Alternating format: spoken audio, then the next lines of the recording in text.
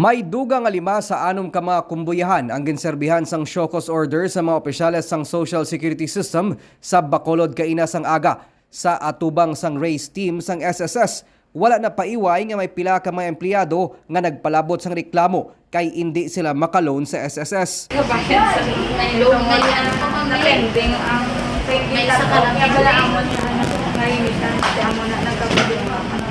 Suno kay Sheila Galeno, branch head sang SSS Bacolod, isa ini sa mga epekto kung hindi ma-update sang delinquent employers ang pag-remit sang contribution sang ilang mga empleyado. Nang ilang mga claims ma-deny namon tungod hindi sila qualified. They lack the necessary contributions nga kinahanglan para maka-qualify sila sa benefit. That's why nga ginapursigigid namon kay makaluluoy ang aton nga mga employees nga hindi maka-avail sang loan o kon benefit nga ginahatag sang SSS.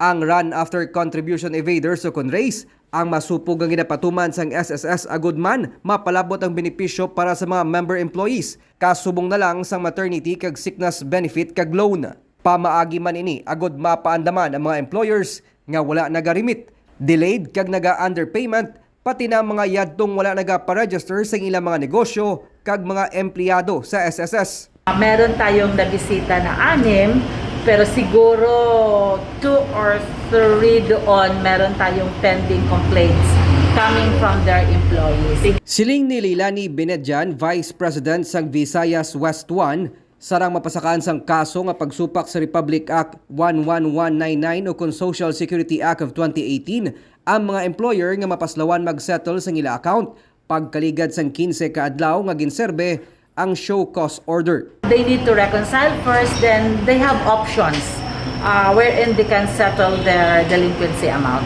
One of the options yung pinopropose natin sa kanila na installment proposal under PRRP 3 natin. Pero pag ayaw talaga? Pag wala talaga, narinig natin ni attorney that SSS will be elevating this matter to the prosecutor's office. Nalakip sa mga naserbihan sang show cause order sang race team ang mga hauling services, water refilling station, exporter kag baligaan sang organic products. May deficiency ang inyong company and that within 15 days dapat active nyo.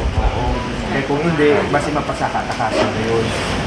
I-avoid na siya, i-remind nyo si boss nyo because it's his legal obligation yun to pay. May 1,911 ka mga delinquent employers ang yara sa listahan sang SSS Bacolod kag Bacolod East. Sa kabilugan, nagalabot sa masobra 82 milyones pesos ang delinquent contributions. Nico Delfin para sa DigiCast Negros.